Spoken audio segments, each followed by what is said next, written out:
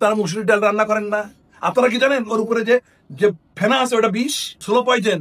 ওরা একটা মানুষকে ওইটা যদি কন্টিনিউ কেউ ডালের সঙ্গে মিশিয়ে খায় সে মারা যাবে। কিভাবে? তার ইউরিক অ্যাসিড বাড়বে। মানুষকে সচেতন করা ভালো কথা, কিন্তু নিজেই আধা আধি তথ্য জেনে ভুল তথ্য ছড়িয়ে মানুষের মধ্যে আতঙ্ক সৃষ্টি করা ঠিক না। এই শেফ যেভাবে কথাটা বলেছেন বিষয়টা আসলে এমন না, হয় সে ইচ্ছা করেই এমন করে বলেছেন অথবা সে নিজেই জানে না। পরিষ্কার করে বলছি, ডালের সাথে ইউরিক অ্যাসিডের সম্পর্ক আছে, কিন্তু ডালের এই ফেনার সাথে ইউরিক অ্যাসিডের কোনো সম্পর্ক নেই। মসুর ডাল এবং অনেক ডাল পিউরিন নামের প্রাকৃতিক যৌগ ধারণ করে। শরীর পিউরিন ভেঙে ইউরিক অ্যাসিড তৈরি করে।